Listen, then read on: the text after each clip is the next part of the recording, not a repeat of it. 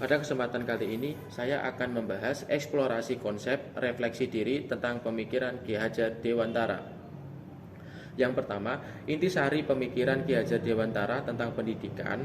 Ki Hajar Dewantara menjelaskan bahwa pendidikan dan pengajaran merupakan usaha persiapan dan persediaan untuk segala kepentingan hidup manusia, baik dalam hidup bermasyarakat maupun hidup berbudaya dalam arti yang seluas-luasnya. Lalu menurut Ki Hajar Dewantara, pendidikan itu adalah tempat persemaian benih-benih kebudayaan dalam masyarakat. Ki Hajar Dewantara memiliki keyakinan bahwa untuk menciptakan manusia Indonesia yang beradab, maka pendidikan menjadi salah satu kunci utama untuk mencapainya. Pendidikan dapat menjadi ruang berlatih dan bertumbuhnya nilai-nilai kemanusiaan yang dapat diteruskan atau diwariskan.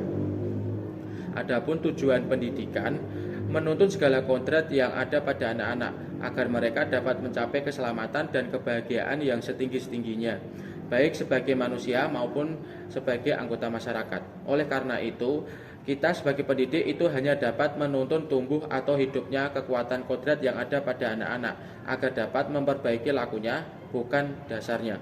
Hidup dan tumbuhnya kekuatan kodrat anak.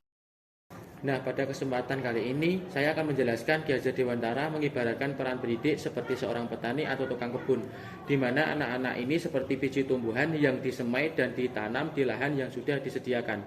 Anak-anak itu bagaikan benih jagung yang ditanam. Jika biji jagung ditempatkan di tanah yang subur dan mendapatkan sinar matahari dan pengairan yang baik, maka meskipun biji jagung itu adalah bibit jagung yang kurang baik, itu dapat tumbuh dengan baik karena perawatan dari petani.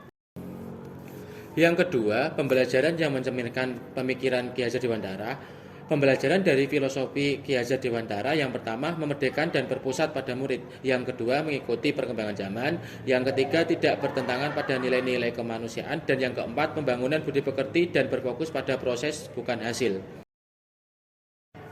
Nah, kita sebagai pendidik itu harus mampu melakukan perubahan budi pekerti anak-anak menjadi lebih baik lagi.